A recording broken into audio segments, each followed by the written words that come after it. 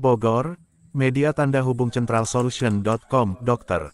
Budiono, SH, M.Ham, pakar pidana Unsud, Jateng, ikut angkat bicara terkait hasil putusan sidang kode etik kedokteran di MK DKI atas teradu kasus pelanggaran disiplin dokter yang dilakukan oleh Dr. Alisa Nurul Mutia, SPD, dokter yang berpraktek di RS, PMI, Bogor, Rabu, tanggal 2 Agustus tahun 2023. Sehingga menyebabkan Julia Susanti, 47, pasien BPJS Kesehatan dengan keluhan sakit lambung meninggal dunia 25 menit berselang setelah diberikan injeksi omeprazol melebihi dosis secara vena 4 oleh perawat Asti Lestari tanpa tes alergi obat terlebih dahulu pada pasien atas suruhan dokter tersebut 20/4.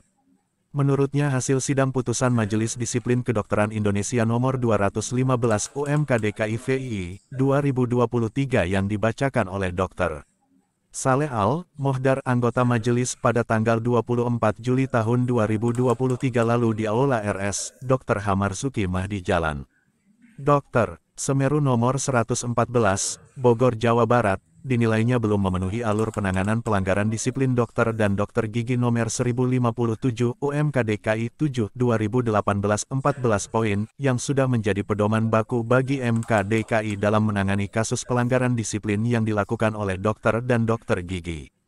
Dari 14 poin pedoman bagi MK DKI dalam menyelesaikan suatu kasus aduan, salah satu poinnya, poin 9 yaitu pemeriksaan ahli, di mana pemeriksaan ahli farmasi Universitas Indonesia dari pihak pengadu yaitu Prof. Dr. Arya Nuar, MC, tidak dihadirkan, diperiksa, yang memberikan keterangan dampak obat yang diberikan Dr. Alisa Nurul Mutia, tidak dihadirkan, diperiksa sehingga pembacaan MK DKI tidak objektif, cacat prosedur dan tidak berdasarkan asas keadilan yang berdasarkan kepada ketuhanan yang Maha Esa.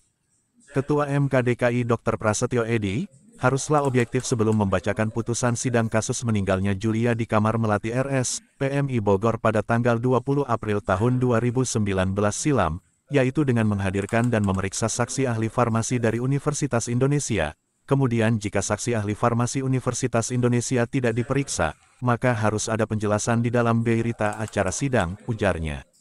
Hal senada juga disampaikan Ketua Lembaga Akreditasi Fasilitas Kesehatan Indonesia, Dr. Friedrich Max Rumincap, saat dikonfirmasi bahwa pemberian obat antibiotik kepada almarhumah Julia Susanti seharusnya tetap melalui tes alergi obat terlebih dahulu karena pemberiannya melalui vena. Jika tidak dilakukan, jelas ada pelanggaran standar operasional prosedur penanganan pasien yang dilakukan dokter.